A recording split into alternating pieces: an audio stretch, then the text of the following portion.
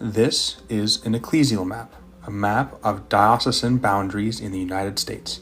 I've been working on it over the past few months, not just to track lines, but to track history.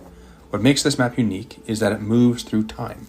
It shows us how one of the largest institutions in the world respond to migration, growth, conflict, and need. And in doing so, it teaches us how the church operates, not just theologically, but institutionally. Luckily, I am nowhere near the first person to think this way. Sites like Catholic Hierarchy, the Internet Archive, a very beautiful seminary near me, and the Vatican's own records have been gold mines. But I found that reading the raw data wasn't enough. I needed a map. And now, several months and more than 990,000 rows of data later, yes, I said rows, I have arrived. What started as just a little side project to keep me away from video games became a genuinely interesting research project, a timeline of the diocesan boundaries of the United States on a county level. The more dioceses and years I went through, the more stories and situations and realizations I came across. To be very clear, the map is not perfect. Gaps of information are bound to happen when using centuries-old documents in a modern system, so this will give me a chance to fix any issues and tell you about what I have found and how my experience has changed my viewpoints. The first time the Catholic Church created a formal ecclesial structure in North America outside of Spanish control was in 1658, when they made the Vicariate of New France. Now, it was mostly in Quebec, mostly with fur traders and other explorers, but because of that, we actually run into our first major problem that we need to talk about. That is that structural boundaries, especially before the 20th century, and especially in the Western Hemisphere, are super gray. Not only is there no ability for anyone to know exactly how much land they were looking at, but there isn't really a super specific way to say where that claimed land begins and ends. Because these structures are super gray, do we start it in 1658 with the Vicariate starting? Do we start it in 1663 when New France actually became a sovereign territory of France and they claimed Ohio? Do we start it in 1669 or 1673 when we know that explorations with missionaries were in Ohio? And all of these questions bring another point that we need to remember. In the Catholic Church and in most ancient church traditions, authority is tied to the region itself, not just to the faithful people of that region. That might come as a shock to some, so let's take a second to go over it in more detail. In various Christian communities, the source and structure of ecclesial authority are emphasized in different ways. Broadly, this emphasis tends to fall on either territory or congregation. In a territorial model, when a bishop or pastor is given authority over a diocese or parish, that authority extends to a defined geographic area. For example, if one is assigned responsibility for all territory up to a river, then anyone who crosses into that region falls under their pastoral care. The authority is rooted in place, not in individual affiliation. On the other end of the spectrum, some communities emphasize a congregational model of authority. In this case, it does not matter where someone lives or who they are. Unless they voluntarily place themselves under the care of a specific structure, they are not considered subject to its authority. Here, authority is based on relationship, not geography. Exactly how these different emphases play out differs depending on the community you are looking at, but it is very important to know which general group it is in if you are going to understand how it functions. With those 2 points in mind, since the Catholic Church focuses on organizing itself by territory, not just by the congregation of the faithful, we can reasonably say that the Church's claim to Ohio began in 1663, when France formally brought the territory under royal administration, and mission work actively began to spread west. Now that we have a defined starting point, we need to jump almost 200 years into the future to get to the next big point of contention.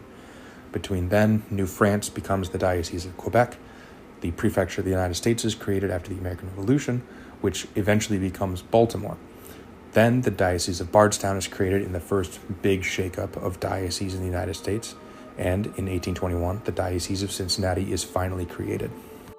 Over the next 2 decades, between 1821 and 1846, Cleveland started growing substantially, thanks in large part to immigration and industry coming into the region.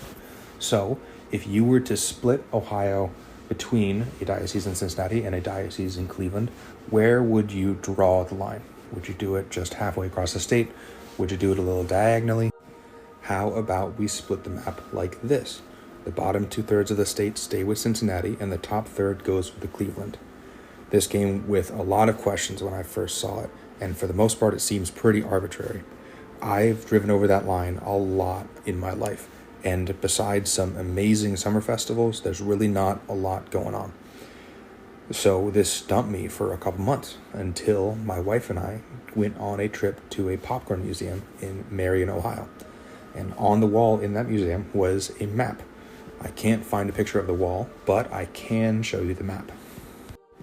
On the right is a map of the railroads of Ohio, and right along the same line as the Diocese of Cleveland is, a little known railroad called the Ohio and Pennsylvania Railroad. The Popcorn Museum quickly became really boring, as I consider this a major breakthrough for understanding what my state looks like. So that means we can add another important point to remember. This point to remember is that the borders of a diocese, no matter how arbitrary they might seem at first, always have a reason. And that even adds on a side point that tells us who is actually making these kinds of decisions. Now, Rome absolutely does not have the kind of knowledge of a local area to make this kind of border.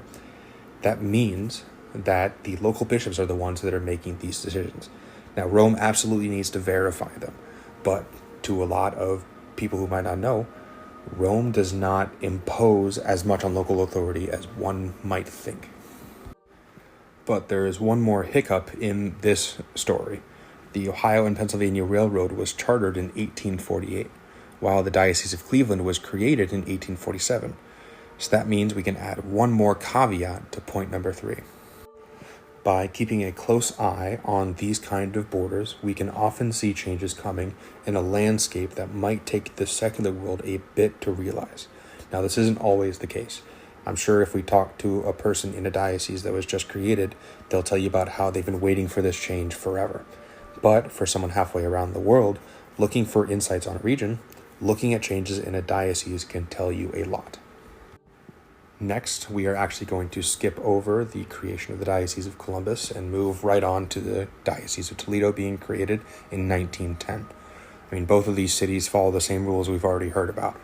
City centers that have grown through immigration and industry that eventually get dioceses of their own.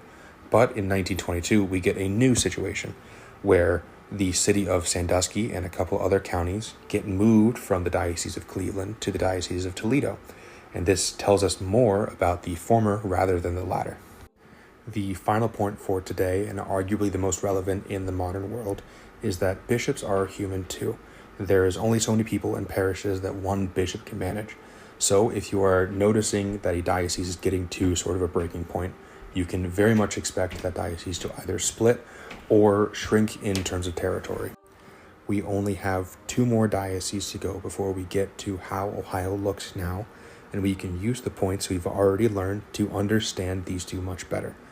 We get the creation of the Diocese of Youngstown in 1943, which, along with in 1922, shows that Cleveland is continuing to grow to a point where the bishop can no longer responsibly manage all the people in his diocese. And finally, a year later, in 1944, we get the last diocese in the state with the Diocese of Steubenville. Now, I don't think this is the same situation as with Cleveland and Youngstown, so maybe you guys can come up with your own ideas about why Steubenville was created.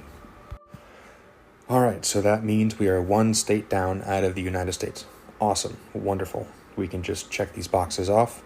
Let's take a minute to scroll down. Let's see how much left we have. Oh no.